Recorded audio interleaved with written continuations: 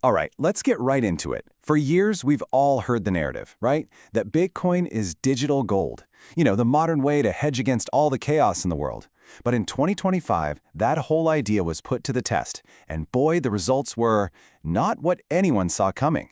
We're going to unpack one of the biggest financial puzzles of the year. Why gold absolutely soared to historic highs while Bitcoin just didn't. And this chart, wow, it really lays out the mystery perfectly. Just look at these numbers.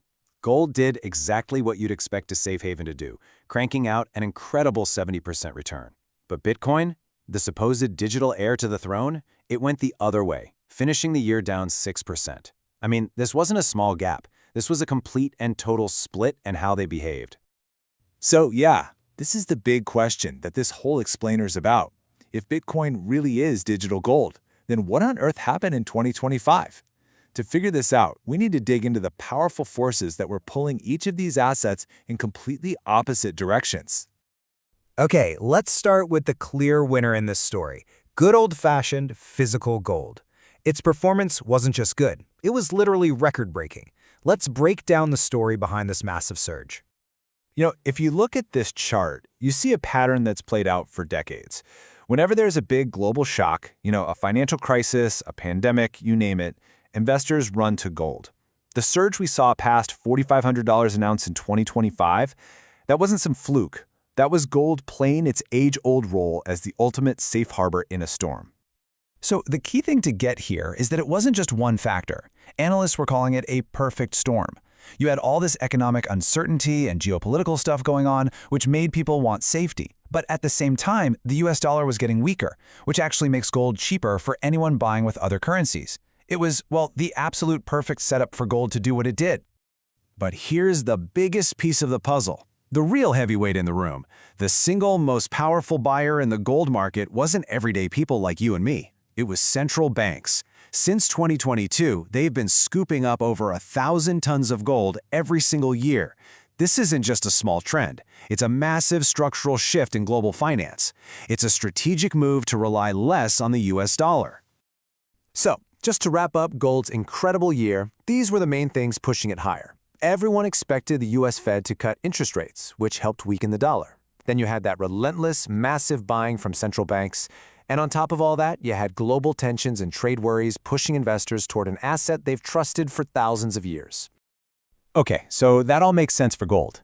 But that just makes Bitcoin's performance even more of a head-scratcher.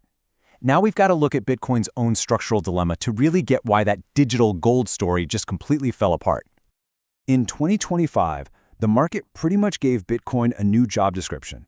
It stopped treating it like digital gold and started treating it like this, a leveraged tech stock.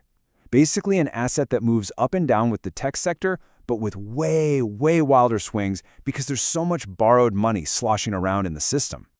And here's the cold, hard data to prove it. A correlation of 1.0 means two things move in perfect lockstep. Well, in the second half of 2025, Bitcoin's correlation with US tech stocks hit 0.8. I mean, that is an incredibly tight link. It proves Bitcoin was dancing to the same tune as the Nasdaq, not acting like a safe haven at all.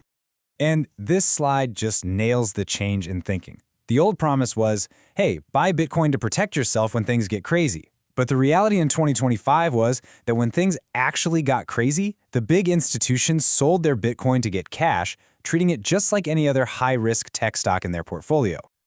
And on top of that identity crisis, Bitcoin was dealing with other problems. While the AI sector was just exploding with money and new ideas, the crypto world felt kind of stuck. There were also these nagging, long-term worries among big investors about quantum computing. And to top it off, some of the earliest believers, the OGs, started selling off their coins, maybe feeling like Bitcoin had lost its original vision. So what we have here are two totally different stories. One's about a classic asset doing what it's always done, and the other is about a new asset having its identity completely rewritten by the market. So now, let's put them side by side. This right here is probably the most important slide in this whole breakdown. It just cuts through all the noise with a really simple analogy. Think of gold as the shield. Its job is defense. It's got low volatility, and its worst drops from a peak are pretty manageable. Then you have Bitcoin, the spear. Its whole purpose is high-growth offense. Yeah, the long-term returns can be mind-blowing, but it comes with insane volatility and these gut-wrenching drops of over 75%. And this quote from market analysts just sums it all up perfectly. Gold is the shield you use to protect your portfolio from getting hammered by shocks. Bitcoin is the spear you use to go after the massive opportunities that come from new technology. They're just not the same thing. They have completely different jobs. So, after this huge split in 2025, the big question is, what's next? Does gold keep running? Does Bitcoin finally make its big comeback? Let's take a look at what the experts and the markets are thinking for 2026. Now, this is pretty interesting. You'd think after such a bad year, everyone would be down on Bitcoin. But nope. Prediction markets are actually betting on a rebound. Despite what happened in 2025, they're giving it a 40% chance of being the top-performing asset in 2026, even ahead of gold and stocks. So the so-called smart money thinks a comeback is a real possibility. And here's the core argument from the people who are still bullish, summed up nicely by BitKet's CEO. They're basically saying, look, you have to ignore the short-term price swings. The fundamental things about Bitcoin, its limited supply, its decentralized network, none of that has changed. And for them, that's what's going to drive its value over the long haul. Then you have the technical side of things. This analyst is pointing out that a key momentum indicator, the RSI, or Relative Strength Index, has gotten super low when you compare Bitcoin to gold. And if you look back at history, that's been a really powerful contrarian signal. It often pops up right before a huge Bitcoin bull market kicks off. And this all leads to a really fascinating theory that's gaining some steam. It's this idea of a sequence, first traditional, then digital. The theory is that when a crisis hits, money first floods into the safest hard asset there is, gold. But once things settle and investors start looking for the next big thing, that money then rotates into high-growth digital assets, like Bitcoin. If that theory holds, then gold's big rally in 2025 could actually be setting the stage for Bitcoin's comeback in 2026. Okay, so after breaking down this whole complicated story, what's the bottom line? What are the key lessons here? What does the great split of 2025 really mean for how we should think about these assets from now on? So, what can we take away from all this? First, and this is the big one, you have to understand the job of each asset. A shield and a spear have very different uses in a portfolio. Second, just remember that nothing goes up in a straight line forever. Even the strongest assets have down years. And finally, maybe the biggest lesson is about balance.